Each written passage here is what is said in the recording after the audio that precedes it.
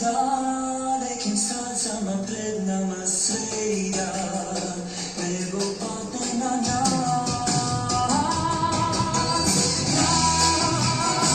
Neće ostati mrak, naše utvare jedna za drugom postanu dan. Zadovoljit ću vas.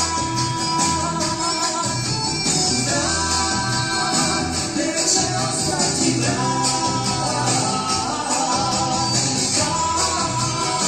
naše utvare jedna za drugom postanu dan. Zadovoljit ću vas.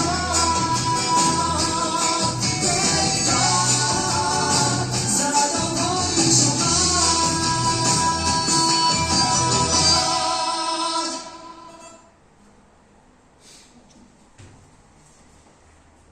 Drage kolegice, kolege, poštovane i drage gošće, dobar vam dan i dobro nam došle.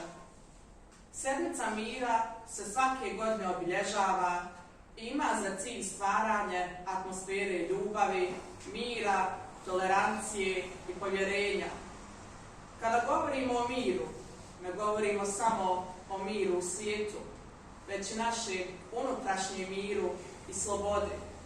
Govorimo o onom osjećaju smirenosti, spokojnosti i bezbrižnosti.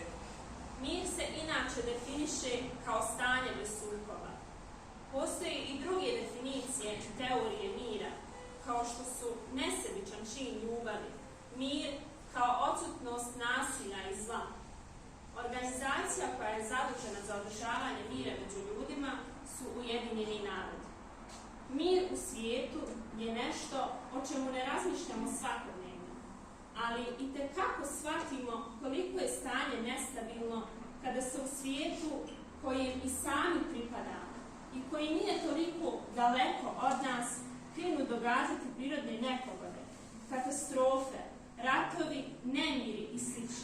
Svaki čovjek tokom svog života proživi stanje reda i mira, ali i stanje nemira. Psihologija mira nastoji razviti teorije i prakse usmjerene na prevenciju i ublažavanje ponašanja vezanih uz nasilje i agresiju.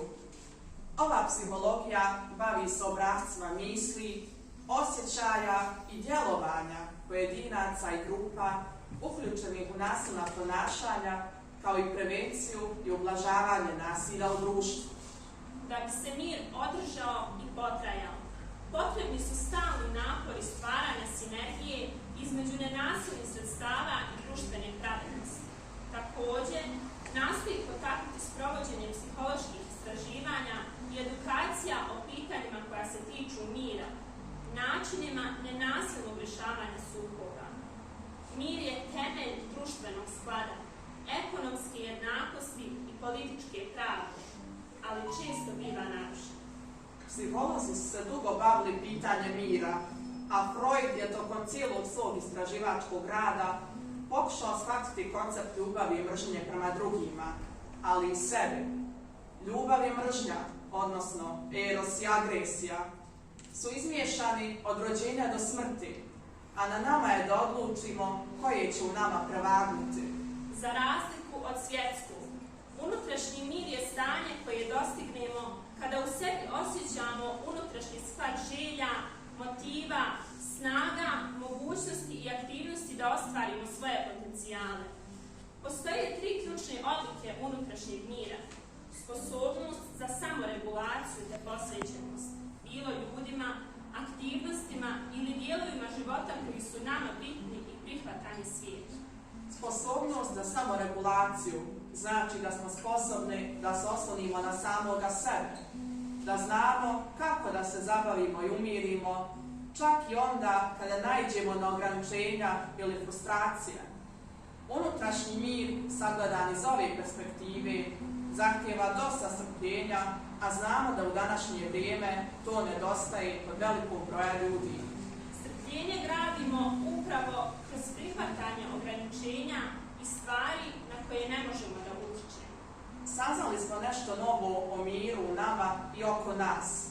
Sada uživajte u našem programu, malom, ali slatkom.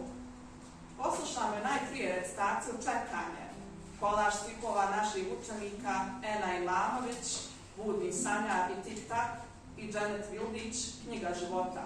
Prezentuje Adna Kamerić, 3. T4, mentorica Amra Selimović. Adna je očito otišla na